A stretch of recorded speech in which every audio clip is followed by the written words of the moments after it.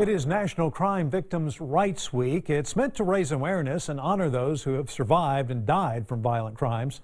There's a special ceremony in Williamson County tomorrow to bring that message home.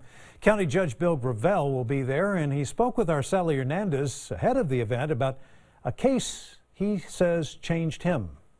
Yeah, in 2013, Bill Gravel was the Justice of the Peace for Precinct 3 in Williamson County. And during his time, he investigated 500 deaths and said that there was one really that stood out to him. It was the beating death of a 2-year-old little boy and the promise he made to that little boy that he's trying to live up to every single day now that he is judge of Williamson County. It's the horrible case of 2-year-old Joel Perez, beaten to death in 2013.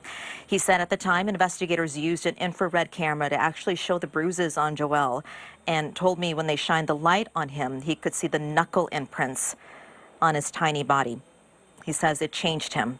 He issued a capital murder arrest warrant at the time for the suspect, Andrew Jimenez, and says that is when he made a promise to Joel. You'll never forget the image of a child who's been brutally beaten. And for me, it's a constant reminder that we are the voices of reason and advocacy in our community. In fact, we're the voice of hope for those who cannot even speak. And as long as I serve as Williamson County Judge, it will always be my top priority. And the judge says he's making sure that the district attorney's office in Williamson County and law enforcement all have the tools so they can hold offenders accountable like that man and little Joel's death. The judge says it's also really important this week and really every day that he makes sure his victims know that somebody is on their side. In the newsroom, Sally Hernandez, KXAN News.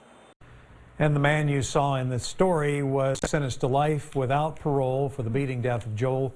Judge Gravel says the focus should be on the victims and wants us to remind you the Children's Advocacy Center in Williamson County helps the youngest victims of crime. We have a link of their website at our website, kxan.com.